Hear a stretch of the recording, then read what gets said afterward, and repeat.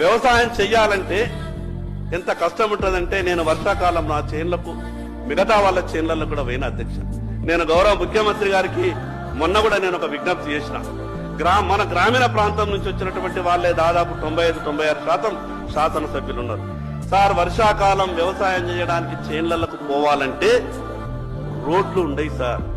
ఎరువులని నెత్తి మీద ఎత్తుకొని పోతే గాని, ట్రాక్టర్ తోని గాని, ఆటోలు గాని 4 ఎరువుల బస్తాలు వేసుకొని వ్యవసాయం చేయడానికి చేన్లకు తీసుకుపోతామనంటే పోలేనటువంటి పరిస్థితులు ఉంటాయి. కాబట్టి నేను మీ ద్వారా గౌరవ ముఖ్యమంత్రి గారికి విజ్ఞప్తి చేస్తా ఉన్నా, వచ్చేటటువంటి బడ్జెట్ లో గాని వ్యవసాయ పొలాలకు, వ్యవసాయ చేన్లకు రోడ్లు అనే విధంగా మీరు ఈ కార్యక్రమాన్ని తీసుకురండి. రైతులంతా కూడా సంతోషపడతారు.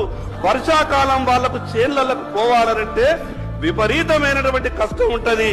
ఎంత బురద ఉంటదంటే ఎట్లు దిగబడతాయి, బండి దిగబడుతుంది. ఎవరినైనా చేన్లకు పనికి పిలిస్తే కూడా ఎవరు రారు.